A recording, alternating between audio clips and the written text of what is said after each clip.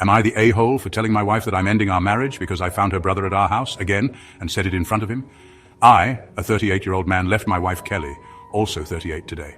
We've been together for 5 years, 4 of which we were married. For the past 2 years, I've battled her lack of boundaries when it comes to her family. I understand that they are very close-knit, but she never paid attention to how their dynamics affected our relationship. I've experienced every just-no-family situation, my food being eaten, uninvited visits, meddling, you name it. 9 months ago, my mother-in-law and father-in-law began divorce proceedings. He cheated, fell madly in love with a side chick with whom he's been living for the past 15 years and decided he wanted to get remarried. He kicked everyone out of the house. It was an emergency, so I agreed to help out. I deeply regret it. I had to take in 4 people, but they couldn't even consider avoiding actions that constantly pissed me off. I got sick of finding them using our private bathroom. They had complete access to the other full bathroom by the hallway.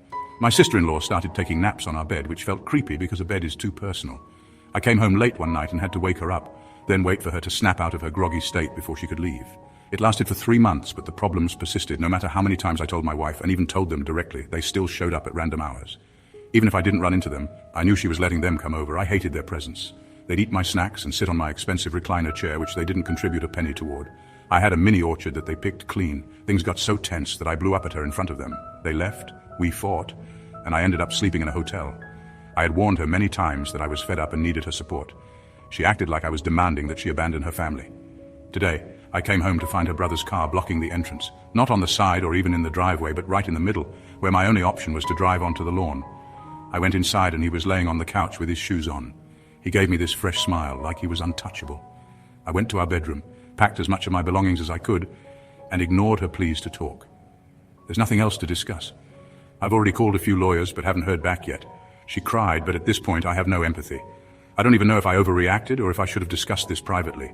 I feel defeated, angry, and I also hate her family with all my soul.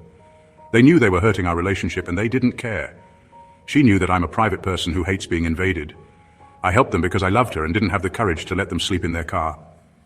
We don't have kids, but there are so many things left undone. I loved her so much, but I just can't do this anymore. She called me immediately after I left and I told her that my decision is final. She sounded shaken, but I told her that right now I despise her and will never be able to sleep next to her again. So